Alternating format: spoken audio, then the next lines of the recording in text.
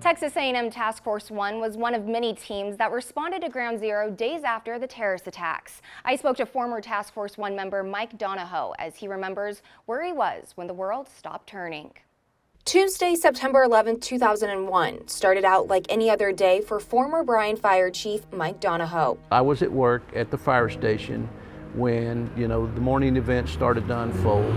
And someone came into the offices and said, turn on the news, something's happening in New York City. 2 hours later, Texas Task Force 1 was activated. By 10 o'clock, we had gotten notification that our task force had been activated. And when that happens, there's a 4-hour window by which the team members must report to College Station because that's the home base.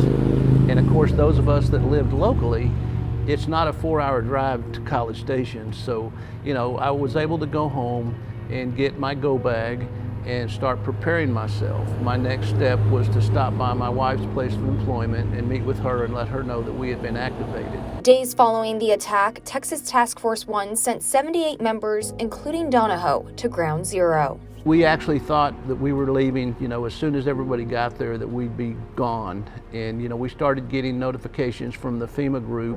First they told us we were going to the Pentagon, then they told us to stand down. Then they told us we were going to New York City, then they told us to stand down.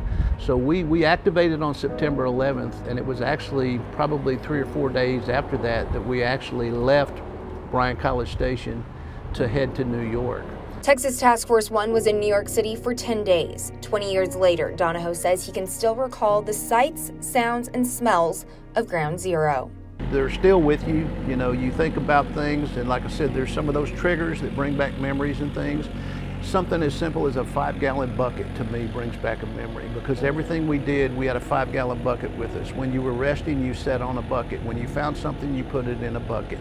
You carried your tools in a bucket.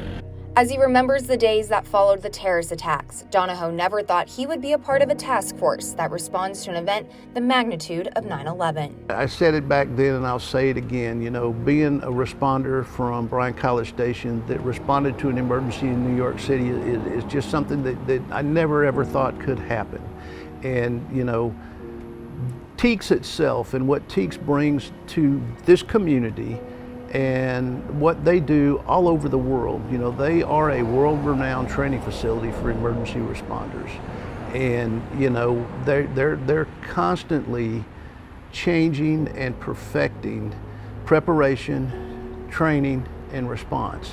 And when he sits down to remember 9/11, Donahoe is proud to say he was a member of Texas Task Force 1 who responded to Ground Zero. I tell people we saw a lot of bad things, and we saw a lot of good things. I choose to remember most of the good things, and I'm proud of what I do, but to me, it doesn't hurt to talk about it.